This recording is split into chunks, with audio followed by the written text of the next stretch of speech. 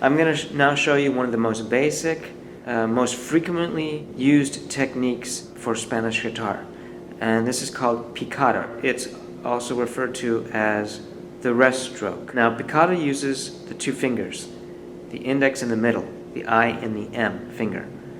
And the secret of having good picado is that you always alternate these two fingers like they're walking. You need to train yourself to pick the strings, alternating these fingers and doing it automatically so you don't even have to think about it.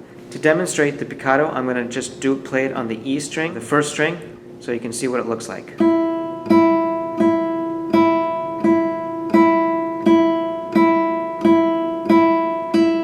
Okay, it's called the rest stroke because when I pluck the string, my finger immediately hits the next adjacent string and rests there. I'm going to pick that string and I'm going to rest. And the same with the other finger. When I pick that string, I'm resting it on the B string right after.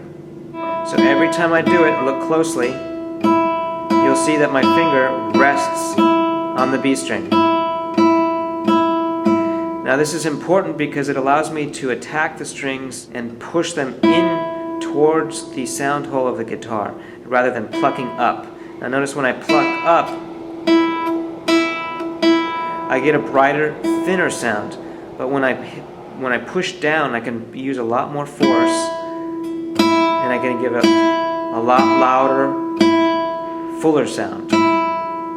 So there's some other things that we want to consider and keep in mind and practice when we're playing picado, and that is the finger placement. The finger movements are very important, and we want to start from the beginning practicing good habits. Well, we're going to start learning some of those habits right now. 4 steps to practicing picado. First step, placement. I want to place my finger on the string the same exact spot every single time, so that it eventually becomes automatic.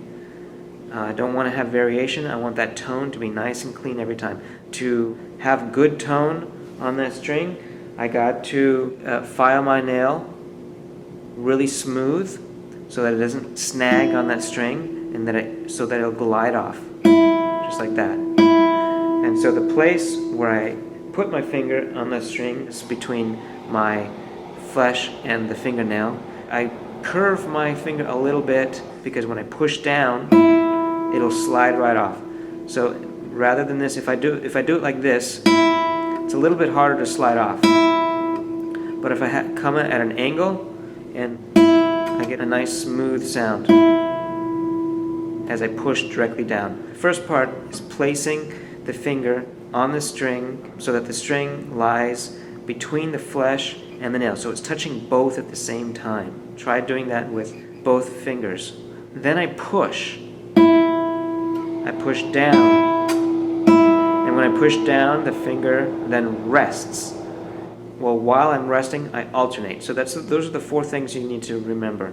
Placement, push, rest, alternate. Place, push, rest, alternate.